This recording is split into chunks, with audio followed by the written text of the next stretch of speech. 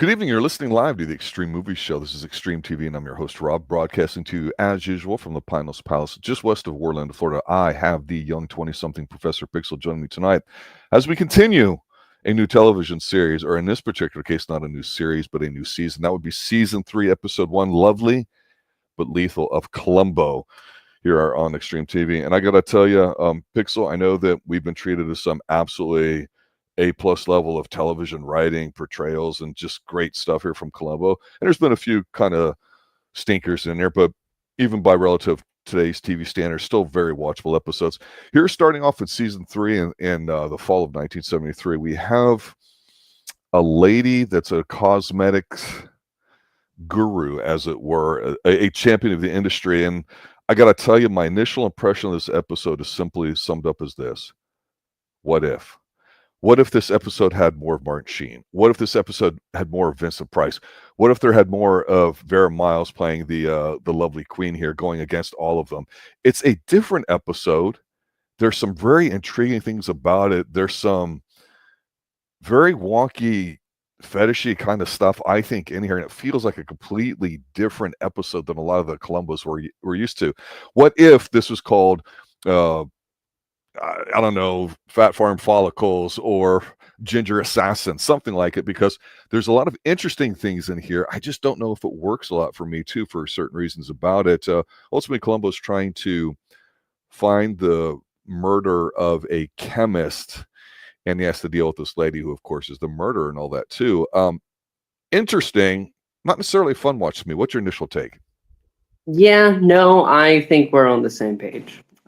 Listen, I was very, very excited when I saw that Vincent Price was the special guest star for this episode. But when they mean special guest star, they mean guest star is, and we have 5 minutes of screen time and then goodbye, which was very disappointing. Yeah. I wanted him to kill somebody, okay?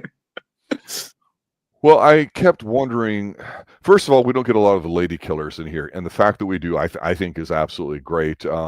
I thought this was an interesting episode because in the early 70s, of course, going from the 60s, which their fashion and free love kind of thing going on, you could definitely see the whole industry kind of thing of how important it is to look good, to perform well, and be in office things in here, because this lady is a complete fashionista and all that. It's absolutely tremendous.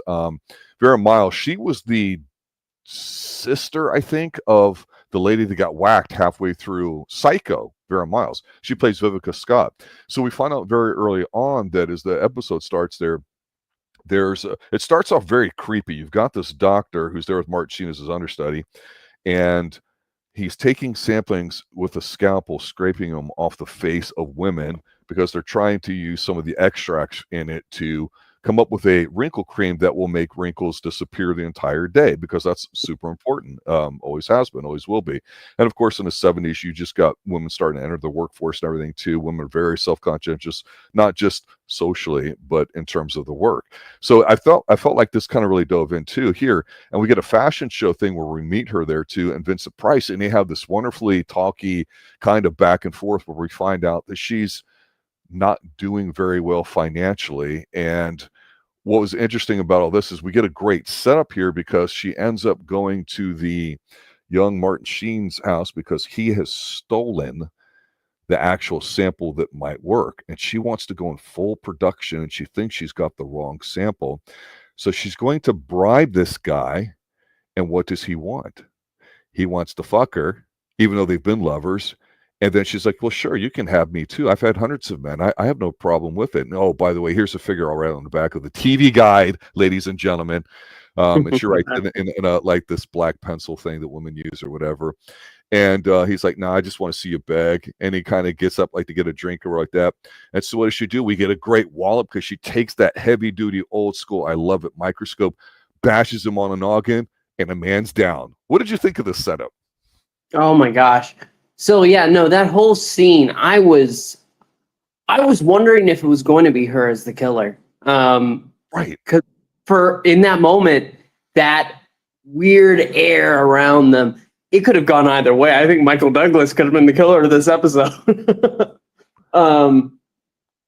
In ways that could have been very interesting. But But no, it's her. In a fit of rage, she goes ahead and boxes him on the head.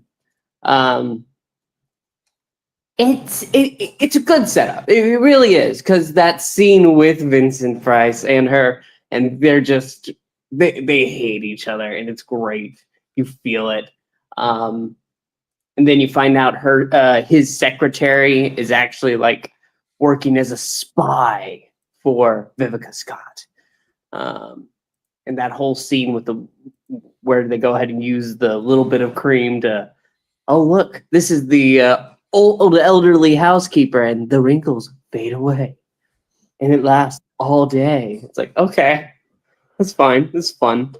Yeah, this entry-level executive secretary, she's got a look about her. I'm not gonna say she's hot, because I don't think she is, but she's just got this like weirdo psychotic look on her face, which is kind of maybe highly erotic, or the fact that she's a vicious chain smoker in here that like will go up against the lengths of anybody else smoking in any TV show or movie I've ever seen. It's just a sign of the times, right? And the thing about her is that she comes across as kind of like this very innocent looking young woman. She's Vincent Price's secretary, but we find out very early on that she's more than what she appears. She's very, very smart. She's very industrial. And of course, like a lot of young women entering the marketplace, she wants to make her mark. So after Columbo shows up on the scene to kind of investigate it, he's looking around and all that. We get some detective work. And honestly, was very boring. I don't know if it was the chemistry of the detective guy or whatever, but you know, he's looking in the kitchen, he's looking at stuff. I kind of popped when I saw the dartboard with her picture on it that he was throwing darts at and everything too. But he finds in the flour bin what looks like where something was being held, which is of course the cream that he had stolen. And she's sitting there holding it when she went to steal it and everything too. And behind her, there's a chemical equation on the board, because that's what chemists do when they're not stooping their bosses and extorting them before they die. Is they're working on their work. So that was kind of cool. And like you, I thought, even though this is young Marc Sheen, I thought we might see more of him, but we're not. So I thought, okay, maybe Vincent Price be the killer, maybe he gets killed. I don't know, because I've never seen this episode before. So it pales in comparison to some of the swinging singles bachelor pads we've seen in earlier episodes, and some great views and vistas of the city of Los Angeles. This one is definitely more set pieces, just like in back studio stuff, which is very kind of boring to watch. What are you going to say? I was going to say that the thing about the detective bit at the beginning, I go in and it's like returning home, going ahead and seeing Columbo again. But all he wants to do is eat his egg. All I can remember is like that great opening when he was sick like 3 episodes ago. Yeah. And I was like, this could be better. This is fine, but there's not that's what it is. It's not a great murder. It's boring. It's a very boring murder. All she does is knock him on the head, wipes it off, and like, oh, I didn't leave anything, did I? And runs away. To the point that when we do get Columbo going ahead and trying to meet a person that he knows, Vivica Scott. You don't recognize her? My wife uses her products all the time. When he goes ahead and actually gets to see her interrupting a modeling scene, you could tell that he really he's meeting somebody that he knows. Yeah. And then I love how early on we get to it. He comes to the point of, well, the only thing that we really have to work off of is this odd note that they found on the back of a TV guide that was written with a black eyeliner pencil. Yeah. That's all they have. And she goes ahead very quickly and says, well, then you're looking in the wrong place here, Lieutenant. Because you should know, only brunettes use black eyeliner. And he's clearly not. But that goes to later where he points out, I noticed you go ahead and you put a little beauty mark right there. But you didn't have it before lunch. She's like, yeah, no, I don't do it before lunch. And what do you put that on with? She hesitates, but then acting like there's nothing wrong. Oh, I have no problem answering that, Lieutenant. I use a black eyeliner. See, the problem is, the guy she killed was a chemist who would constantly be taking notes. Why did she use a black eyeliner pencil when she could have just taken one of his? He should have had 1,000 pens.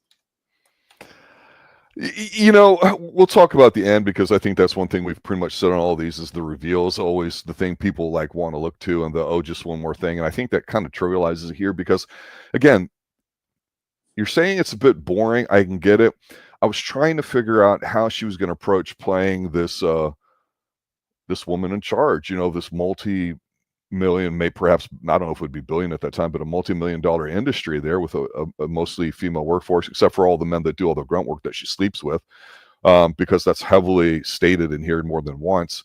She's a fashionista. She's just got great things, but there's some odd, quirky like visual shots in here, like when she's going into her office or like that. I mean, it's not quite Logan's Run, but it's there, like long hallway shots with Columbo walking up to her while she's walking by, stuff that would take intricate timing, and it's just visually different. You know, there's pictures of her like around the different things that Columbo's looking at stuff, and I just thought, okay, she's got these great outfits every time we see her. Whether you like the outfits or not, they're an outfit, and I'm going, okay, what's she going to wear next? It's kind of cool because their hairstyles she doesn't do much with it in here. I that's -1 for that, +2 for the other stuff. I just thought it was interesting because when Columbo goes to meet her, he doesn't, of course, he's very old school, right? You know, he's like, and there's some quirky lines in here too, like, you know, hey, every morning when I go to the bathroom, I see you, and it's because, you know, she's like on the cover stuff with his wife, right? And he shakes her hand like a professional and everything too, and you know, the only thing we noticed is that he felt like, hey guys, there might have been some glass on the floor or whatever, and they picked up the microscope. They didn't really see anything, so we don't really have a lot to go on it, or so it appears. And the interesting thing, and I agree with you on this, with Vincent Price and with now Marc Sheen being whacked, is okay, you know, maybe he's going to kill her halfway through or something. I don't know, because once in a while we get a double killing, right? And Columbo finds out that, hey, this, you know, not well-to-do, this swinging single male bachelor who's boned his wife a lot, or his boss a lot and all that. He doesn't have a lot of money in the bank, but he's getting ready to leave in a day or two for this really sick Euro vacay, right? And then, of course, we find out that Vincent Price's character had money that was going to get taken out because secretly he's trying to get it from her using creepy chain smoker mold to get the stuff, right? And of course, he puts it back in his thing. So Vincent Price, I thought, did a great job in here of not being the evil guy, not being the bad guy.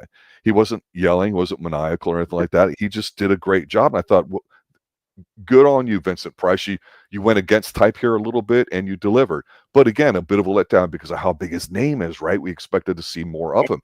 You're right. We get 3 or 4 or 5 minutes tops in this whole thing, and that is it. Yeah, no, I mean, whenever he was there, it goes ahead and that recognition just lights you up a little bit. But yeah, the fact that he really has nothing to do, to the point that they go ahead later and they talk about a scene with him that we don't actually get to see. Oh, I know what it is. It's when the secretary goes ahead and tells Vivica Scott how he reacted to the news of Michael Douglas dying. That's what it is. But it's still, that felt like it had the same impact as him being there. And that's disappointing. Nothing to say. His performance is great. Him being there is enjoyable. But yeah, when you have that and you don't use it to its full potential, it's a little sad. So Shirley is the secretary, right? The creepy chain smoker with the weird look, which, you know, I found intriguing as the episode went on, because at this point I'm going, Columbo doesn't really have much to do. It's not like he's going to USC or he's going to a basketball game or he's investigating a tennis pro or a golf pro or we're going into a place that's going to have a bunch of orchids, right? Or something unique to the episode. This is just a woman that's got, you know, a giant manufacturing facility, and he's in offices all day that look like early 1970s mall setups. I mean, it's not. I love the look out of it. It's so early 70s. It's tremendous, and she's dressing up great. And I did appreciate how Miss Scott initially gave Columbo like nothing. Like she wasn't like trying to match with him. It wasn't like fuck you, I'm smarter, or I'm so whatever, that's fine. This wasn't really, I don't think, a planned killing. It just sort of happened. Yeah, no, absolutely. We don't get a sense of panic from her about like, oh fuck, he's on to me. Because most of the first part of this chase, it's pretty obvious. She's just like, and okay, that's different. It's boring, but it's different than some of the other things. And again, we have a lot of female killers. So the one thing though that I noticed here is it makes it really obvious that like she's just not going to be a heavyweight in terms of the character, which she doesn't have to be, but Columbo's got nothing to do in this episode except harass the hell out of her. We get very few scenes from basically the middle of the episode to the end of it where he's not bugging the shit out of her. Normally you might get like something else or whatever. The best scenes are actually when Shirley, the mole secretary, basically goes to her and says, I'd really like to work with you. I like blah, blah, blah. I'd love to have an office right next to you and all that. And then things get kind of weird and quirky because, like I say, she's young, she's up and coming, she knows what she wants, she's very soft spoken. They go like dress shopping together, and they're very innuendo about what they want, so they're going to set up this meeting later. But it's interspersed with scenes of Columbo's itching his hand and also her doing it. So you're like, oh, what's going on there? Something. That was a good bit. Yeah. So we see that a little bit. Now, at first I was going to call this a cult. I was going to call this a retreat. I don't know. And it crushed me because I've always said that a lot of fashion comes from like New York and comes down south to Florida where we're at. And the drugs come from Florida and go up there. The same thing with music. But in the United States back in the 60s and 70s, the supposedly progressive ideals that some may be dominant today in terms of like health and nutrition came from what we call the left coast, California, which is very solidly Republican at this time. This is Reagan country. But they were into nutrition. So where is she at? Not only is she at a place where she does her high profile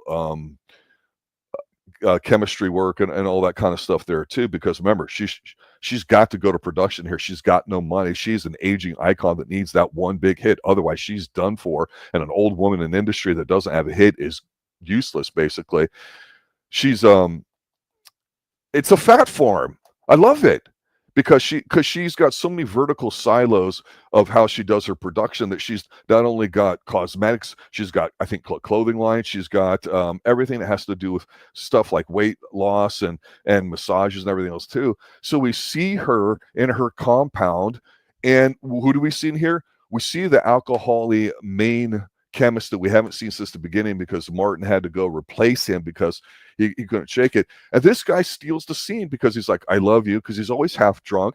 And she's like, hey, I've got this bottle here. Can you tell me what's in it or like that? He's like, oh, the samples were bad. And he's overacting and all that too. But I love you. I will do it for you. Give me 20 minutes or whatever it is. So he's like basically trying to confirm with her whether or not this is good.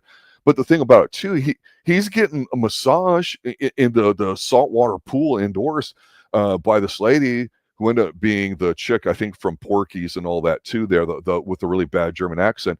But then her smoking hot blonde that's like supposedly giving another one. I'm like, I don't know who she is, but she looks like a model. I'm like, this just turned camp. I don't know what the hell's going on, because Columbo's bugging her and she's starting to get perturbed or whatever, and he's looking around and stuff. But I think perhaps one of the best scenes here is we see her in her office trying to dodge Columbo. She's supposed to meet Shirley at 3:00 sharp on a dot with a very fancy watch. She was about 10 minutes late. So what does she do? I want to say she slips her the Mickey, but it's not a drink. But she does something better. She spikes cigarettes and walks out to meet her on the beach. And Columbo is afraid to go forward with her because there's a nude sunbathing section that he's so ashamed. He's like, okay, I'll just wait for you here. It goes out and meets her. That's where they have the exchange. And she did the quick change there with the purse being knocked out and putting her cigarettes in it. So when she drives off, she starts smoking and then crashes. I fucking love this. Yeah. You did not. No.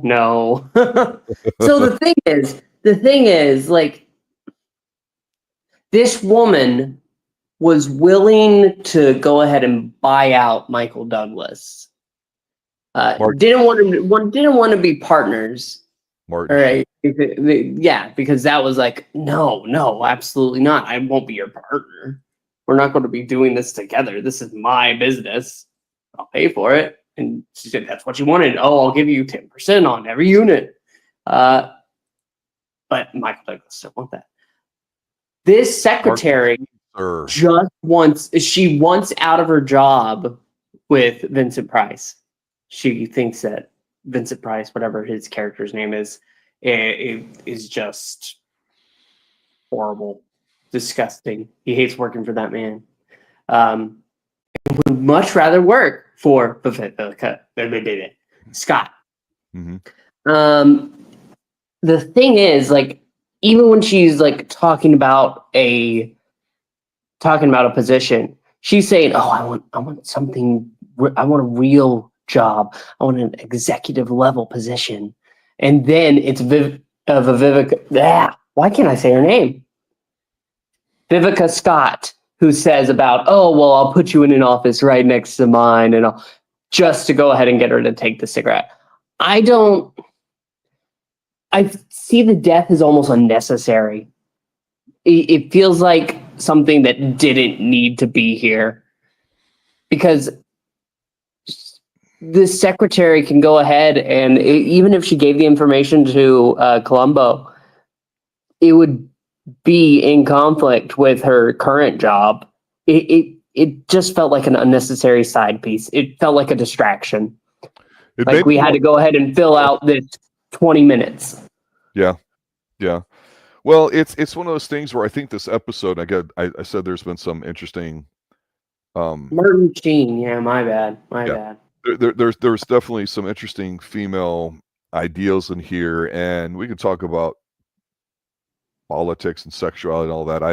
I don't know that I get a lesbian vibe here or anything like that at all, but I thought it was interesting that she, as a boss, wasn't heavy-handed in such a way, but she was almost like a male role model in the sense that she was extremely well dressed, and she screwed everybody that was underneath her of the opposite sex to her whatever. And she basically says, I like men, hundreds of them and all that. And some people might say, oh, that's just a euphemism for going out and being a socialite and all that. No, I think she clearly means that she did it, especially with Martin Sheen early on. She says the same conversation. So I thought they did a lot to sexually identify her as all powerful, but the killing the guy with his own tool, no pun intended, with the microscope and all that, seems kind of weak, even though it was kind of cool. I liked it. It's kind of nerdy.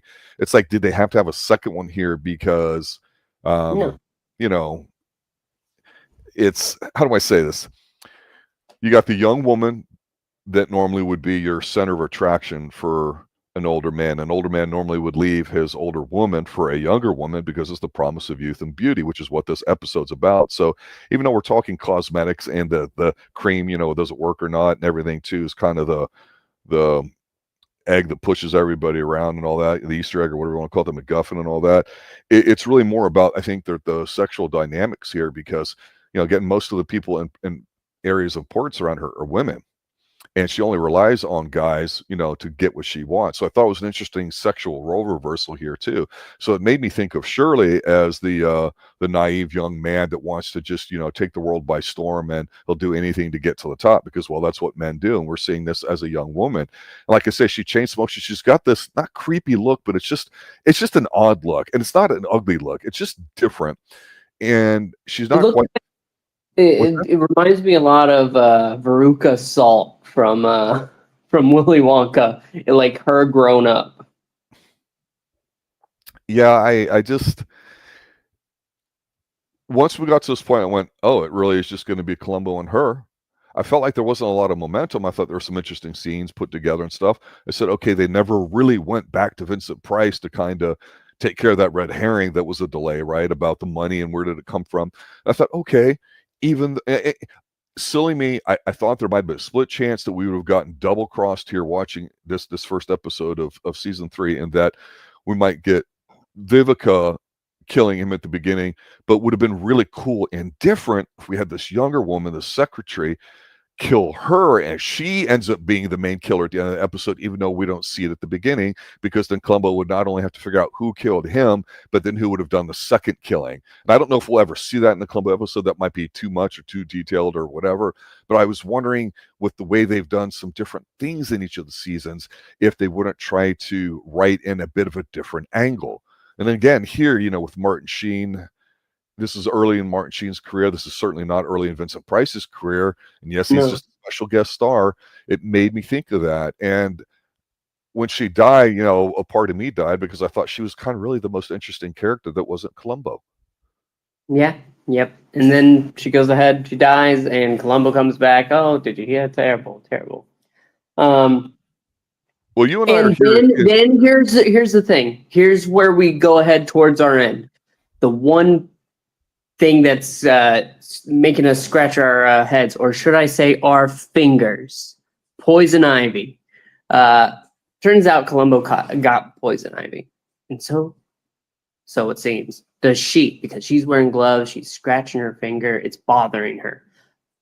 And when Columbo tells her that, oh, I had my brother-in-law or whoever, my cousin, go ahead and check it, and it did turn out to be poison ivy, she puts together that she went ahead and she stuck her fingers into the cream, the formula that was supposed to. They even give us the flashback to show it, because we had already forgotten it at this point. I didn't. I didn't need it, but I was glad they should have kept. They have the flashback in there for a reason. But the thing is, this is the best part. She goes ahead over to the half-drunk chemist who can't really do it, and says, can you go ahead and check something? If I go ahead and give you a sample, can you analyze it? She is going to go ahead and make a little tiny jar for him to check to see if there's poison ivy in it, to see if there's something wrong with the product. But that's when she hears cars outside. She looks out. I thought maybe it was Columbo again, but it's not Columbo at first. It's the police. She starts going around like, what if should I try to hide this somewhere? Should I put it somewhere? And then she looks outside the window and notices the ocean. And in that split-second decision, she opens the window and tosses it out into the sea. Beautiful shot here. And you can see it break, and it's like, oh, it's gone. And then Columbo comes in after the police are in the middle of their search, and he's like, okay, that's enough. Can I have a moment alone? He points out that they got it from the same place. He touched the slide in the microscope that broke on the ground. It had poison ivy because it was extra work that he did as a chemist. And she got it as well from that slide when she picked up the microscope. It wasn't in the formula at all. That helped a little bit right here at the end. I was like, oh yeah, you wasted that. Yeah, I mean, I'm a sucker for when you see chemical equations on there, and I know a lot of times now when you see it on television and all that, it's just basically, you might see some like trigonometric functions, maybe in the quadratic equation, maybe a simple derivative or integral or whatever on the board, and so there's no really thought to them. They're just putting symbols over there. People go, oh, people are not going to know what this means. It's just math stuff you hear too.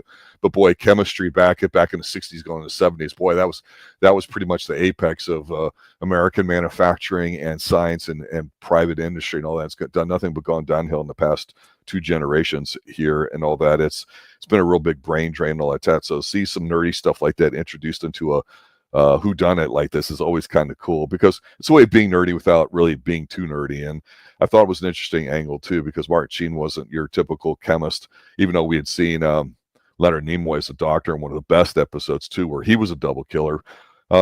Yeah, this ending was just really had no air behind it too. It didn't really have a thump to it. I do like how, with the handshaking and all that, he basically said, yeah, the whole thing about poison ivy is we're so dry here in Southern California, it doesn't exist. Now there might be like poison oak or sumac, or I don't know California trees and stuff like that, what you can get. Florida, we get everything here, right? So it's like it felt reasonable, but it seemed like one of those throwaway explanations that you and I have argued on previous episodes. We go, if this went to trial and she shut her mouth, she'd be like, I don't know what he's talking about. I don't have it. You have to take a swab. You have to prove it came from the same place. You have to prove that I touched it. You don't know that I was there. Because maybe I went to a greenhouse. You don't know. It was really weak evidence. I like the connections. I do. I thought that was kind of cool. But the end there, she's like, yeah. And he's like, can you give us a minute? And they all leave. Thankfully, we don't have that annoying guy that was in that one episode where he ran down the hill helping out. But this guy was getting worse.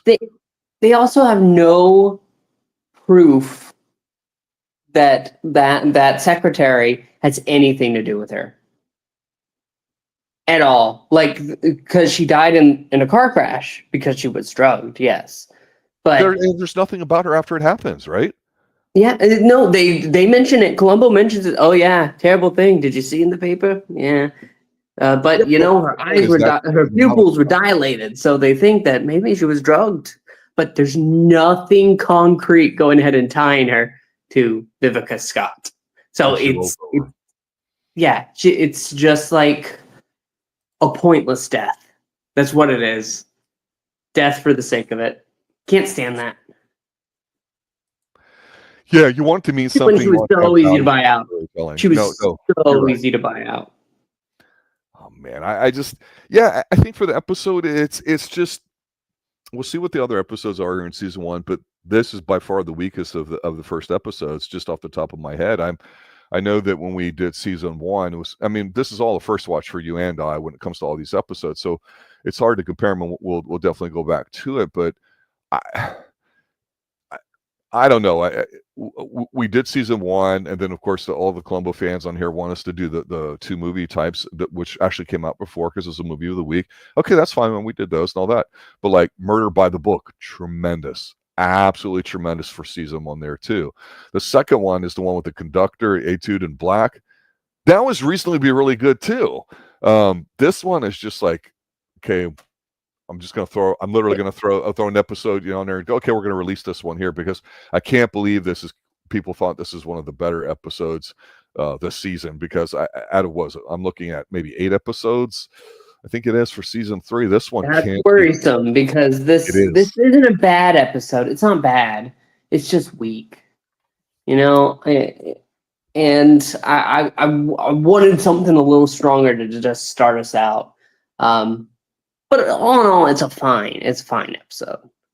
Like again, it's like what if the most intriguing person here? Columbo, he's so comfortable with his role now, but there was no like sharp dialogue back and forth between any of them. There's an interesting line here and there too if you're listening for it, but it wasn't an episode where like we've seen in some of the murder setups, right? The opening gambits, where we get to kind of get past the talking and just watch them like do the killing and or do the cover up and or just kind of go, fuck, how do I get my way out of this with Columbo, and then figure it out on the way. It's like, okay, yeah, I murdered somebody and that's it. There was no juice behind how she was trying to get away with it. And we got that in spades with a lot of the other characters. Even the Roddy McDowell episode, what was that, Short Fuse? I think it was.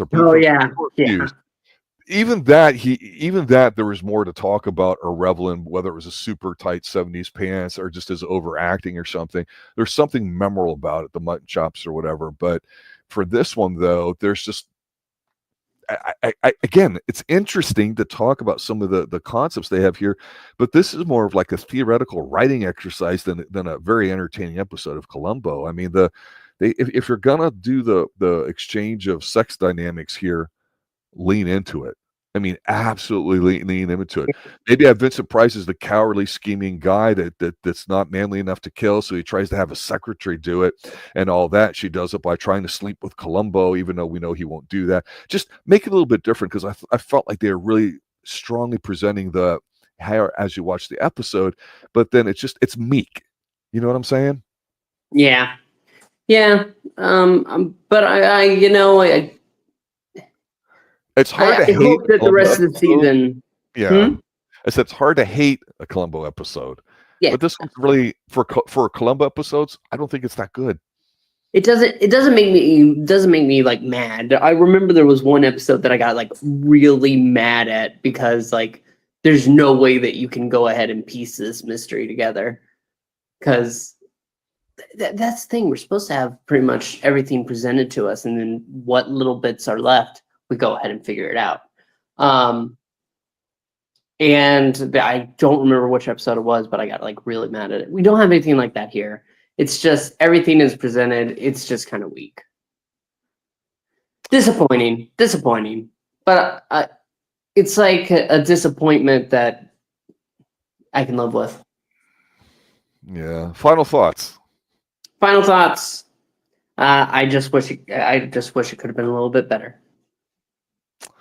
Yeah, this is out of what we've seen so far, this is low on my list. I don't know where, but it's really low. And there's some interesting, models in here looking around and some stuff visually, but I feel like they just threw it in there rather than, really, when you have a the biggest and everything has got to be awesome behind it, and then you just feel juicy watching it. In addition to just paying attention to the story here, it was just kind of like I'm staring at the Asian model. She's got these giant spectacle glasses on, and she's sucking out of a straw. And this is when they were doing the photo shoot, and he basically interrupts and all that. And it's just normally there's a little more cutesy with him interrupting people and all that. Here he was just like, no, he's just badgering her the whole fucking time. It's like, okay, I don't know. Maybe I just more interaction with some of the different characters with him would have been great. This is just stuff. You know what's a good tell on when we enjoy an episode or an episode is like really striking? When we're able to make it last longer than 40 minutes of conversation. Well, one of the big things is, again, whether it's an accidental murder or it's intentional. One of the things is the overly elaborate, okay, now the act is complete, whether it was an accident or real. How do I cover it up? And now, oh shit, what has he maybe got on me? And how do I deflect it? And then some of the really better ones are the ones where I'm just as smart as you. I'm going to string you along and try to like drift you into a different direction. And that's the count mouse I think that we want. And we did not get that here. No, this cat has been neutered and just likes to lay around all day. And yeah. Well, there you have it, ladies and gentlemen. Lovely, but lethal. Follow us next week when we do season 3, episode 2. Was that a Port Any Storm? Something like that. Here on Columbo on Extreme TV. I'm your host, Rob, for Progressive Pixel. Everybody involved. Good night now. Good night.